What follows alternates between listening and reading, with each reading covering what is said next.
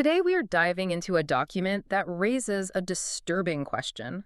How does a fragmented, vulnerable community build a clandestine intelligence network to guarantee its own survival while surrounded by hostile neighbors and governed by an occupying empire?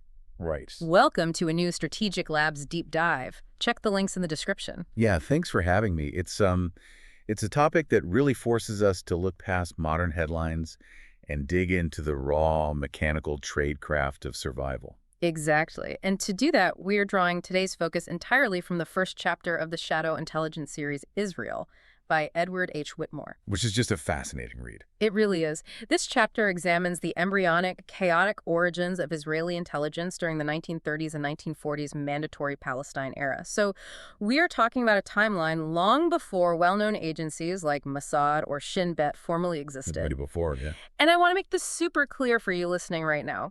Whitmore frames this strictly as a study of statecraft and the moral ambiguities of early espionage. Right, he's very deliberate about that. Right, and we are looking at this purely through that historical mechanical lens. We're impartially unpacking how an intelligence apparatus is forged under extreme pressure. We're not taking any political sides here. Absolutely not. I mean, to understand the how, you really have to grasp the where and the when. Yeah. Because mandatory Palestine in the 1930s was not, a cohesive society with a centralized government protecting its citizens. Well, far from it. Right. You are looking at a geopolitical landscape defined by severe geographic vulnerability. Jewish communities were dispersed, almost like islands. Basically isolated settlements? Exactly. And they lacked any recognized official military authority because the British Mandate authorities governed the entire territory. The British were in charge? Yeah, and simultaneously, these communities were navigating severe violent clashes with various Arab factions. I mean, there were no static fortified borders to hide behind. Which means survival in that environment couldn't depend on a massive standing army because, well, the British strictly prohibited one. Right. You couldn't just build a fortress. Exactly. So security became entirely about anticipation. If you can't build a fortress, you have to know what is going to happen before it happens. Yeah, that absolute void of security is what birthed the Haganah. The clandestine defense organization. Right. And they quickly realized a militia is entirely blind without a dedicated intelligence branch, which they called the Shai. The Shai. Yeah, the Shai, or Sherwood Idiot, is just a fascinating study in grassroots tradecraft. Because when people think of intelligence today, they imagine satellites, server farms, signals interception, that sort of thing. Like NSA level stuff. Exactly. But the early Shai was built on local informants, agricultural scouts, and just regular volunteers. Wow. They capitalized on the one resource they had in abundance, which was people who intimately knew the local terrain and the social dynamics. But how does a grassroots network actually function under the nose of an occupying empire? I mean, the British are heavily policing the area. You can't exactly just hand over a dossier in a local cafe. No, you definitely can't. You rely on rigorous, almost paranoid operational security. The Shai basically perfected the use of dead drops. Okay. How did that work in practice? Well, say an informant working at a port notices a discrepancy in a shipping manifest, right? Something indicating smuggled weapons. Right. They would write a coded note, place it inside a hollowed-out piece of masonry near a bakery, and just walk away. Just leave it in a wall. Literally in a wall. And hours later, a courier, who doesn't even know the identity of the informant, by the way, retrieves it. Oh, wow. So they kept it totally separated. Exactly.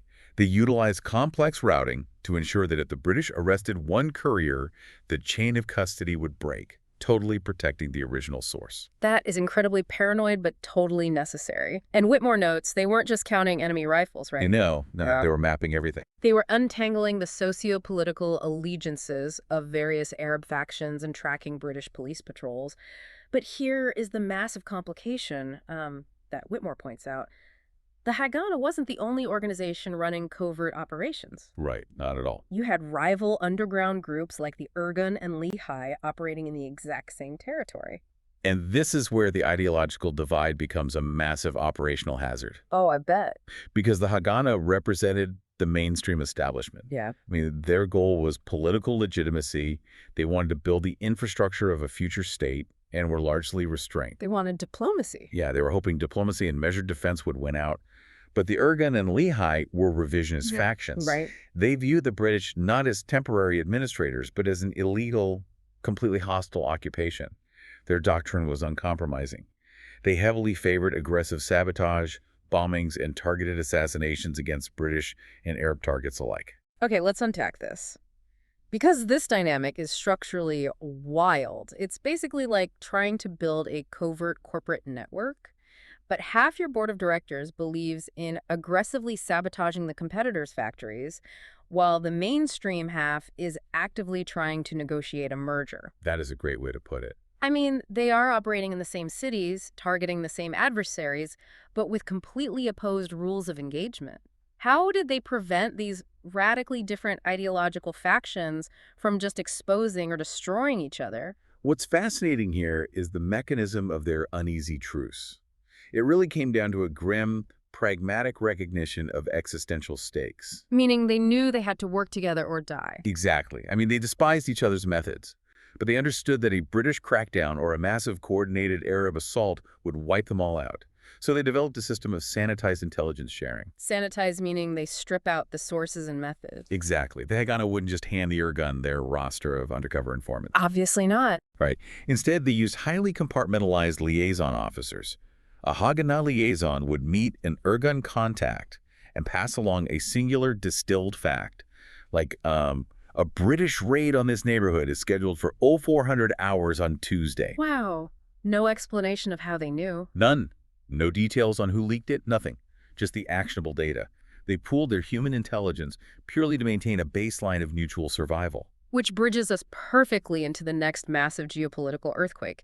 Because if the 1930s forced bitter rivals to share secrets, the outbreak of World War II forced this embryonic intelligence network into a completely contradictory global alliance. Oh, absolutely. Whitmore categorizes this era as the ultimate test of the dual strategy. Because the geopolitical knot here is incredibly tight. World War II breaks out. The Allied forces, led in the region by the British, are fighting the Axis powers. Right. And the Jewish communities desperately need the Allies to defeat Nazi Germany.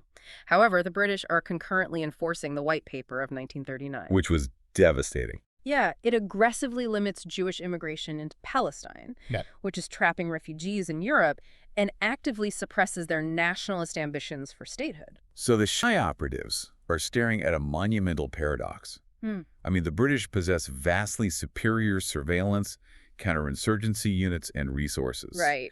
So Jewish leadership makes a cold, highly calculated decision. They instruct their operatives to collaborate directly with British intelligence handlers to fight the Axis powers. They actually team up. They do. They feed the British raw data on enemy troop movements and infiltrate local Arab insurgent groups that are showing sympathies toward the fascist powers. Wait, so they are handing over intelligence to the British by day, but they are doing this while simultaneously stockpiling illegal weapons and preparing to fight those exact same British handlers for independence the moment the global war ends. Yes, exactly. How do you maintain operational security when the intelligence officer you're having tea with in the morning is the target you plan to sabotage next year? I mean, that's insane. It is. But if we connect this to the bigger picture, this specific crucible birthed the modern Israeli intelligence doctrine of extreme compartmentalization. They just built walls between departments. Absolute firewalls within their own organizations. Yeah. The operatives enlisted in the British Special Operations Executive, the SOE or the Jewish Brigade, were entirely insulated from the underground Shai cells managing illegal immigration and weapons smuggling. So the left hand was explicitly forbidden from knowing what the right hand was doing. Exactly. And because they knew the British were world-class at counterintelligence, they couldn't just rely on hollowed-out bricks forever. Whitmore points out that this dual strategy really forced them to innovate technologically. Because the British would eventually catch on to the dead drops. Right. They realized that to coordinate these massive contradictory efforts working with the British while simultaneously undermining them, they had to secure their own communications. Which led to what? This led to the birth of their basic radio interception and early cryptology units. They started using advanced substitution ciphers and rotating frequencies just to evade British eavesdropping. It's the ultimate irony, isn't it? They developed the foundation of their signals intelligence, or SIGINT, specifically to hide from the empire they were technically allied with. Yeah, it's a brilliant paradox. But all of this clandestine cat-and-mouse game gets violently pushed into the light in 1948. Right. The mandate ends, independence is declared, and the 1948 War of Independence immediately erupts. Yeah. The surrounding Arab armies invade. The existential storm hits. It's no longer about hiding weapons from British police or defending an isolated agricultural settlement. This is a full-scale, conventional, multi-front war. A completely different ballgame. Exactly. And Whitmore is very clear that the intelligence apparatus had to transition almost overnight from a localized patchwork of militias to a centralized strategic military intelligence system. And that transition was brutal. I mean, it exposed the profound limitations of an intelligence network built solely for underground resistance. Because it just didn't scale. Exactly. When you move from insurgency to conventional warfare, your intelligence needs scale exponentially. You can't just rely on cafe whispers anymore. Here's where it gets really interesting. Because in intelligence, catastrophic failure often drives doctrine faster than success. Oh, absolutely. Whitmore highlights the siege of Jerusalem during the 1948 war. The Jewish population in Jerusalem was surrounded, completely cut off from the main coastal forces. Right. And they relied entirely on armored convoys navigating these narrow, winding mountain roads just to bring in food and ammunition. And those convoys were consistently ambushed, leading to just devastating losses. The intelligence failure here was systemic. Systemic how? Well, the newly formed Israeli forces lacked human assets. Humans capable of penetrating the Arab-controlled villages flanking those convoy routes. It's basically like trying to navigate a massive cargo ship through a minefield using a map drawn 2 weeks ago.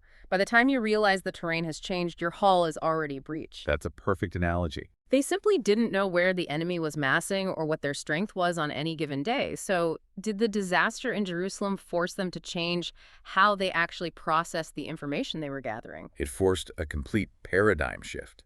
I mean, the disaster in Jerusalem proved that a static intelligence model relying on weekly reports gathered from informants and cafes is fatal in a conventional war. Because the battlefield changes in minutes. Exactly. Yeah. You can't wait for a courier to empty a dead drop when an artillery battery is repositioning. It drove this urgent need for a rapid, continuous battlefield feedback loop. So they needed scouts with radios on the hills, relaying coordinates in real time. Precisely. They recognized that intelligence must be fully integrated with operational military command. This specific, highly costly failure birthed the structural mandate for Amman, the Military Intelligence Directorate. Okay, the military branch. Right. Information had to flow from the frontline scout to the analyst to the field commander in minutes, not days. But when they did manage to fuse intelligence with operations, the results were staggering. I mean, contrast the Jerusalem failure with the night operations at the Haifa port. This part reads like a blueprint for modern special operations. It really does. The Haifa port operations demonstrated what happens when decentralized human intelligence is weaponized effectively. Because the Arab forces were utilizing the port to smuggle in vast quantities of arms and munitions. Right. But the Shai didn't just report that, weapons are arriving. According to Whitmore, clandestine agents managed to infiltrate the dock workers and the logistics chains. They were gathering microscopic details. Down to the exact manifest of incoming ships. Yes. They knew which specific warehouse the rifles were being moved into, the patrol routes of the guards, and even the exact timing of the shift changes. And armed with that granular data, they didn't need a massive battalion to stop the shipment. Right, they could be surgical. Exactly. They could send in a tiny, highly specialized naval commando unit. These units would strike the specific warehouse at like 2:00 a.m., detonate the munitions, and vanish before a broader alarm could even be raised. It proved a vital concept that remains core to their doctrine today, which is that an incredibly small, resource-strapped force can dictate the terms of the battlefield if their intelligence is perfectly accurate and immediately actionable. Yes. It's not just about knowing your enemy, it's about surgically dismantling their capabilities. And when you synthesize all of these distinct eras, the extreme vulnerability of the 1930s, the deceptive dual strategy of WWII, and the harsh, bloody realities of the 1948 war, you really see the forging of a permanent, unyielding cultural DNA within the Israeli intelligence community. Yeah.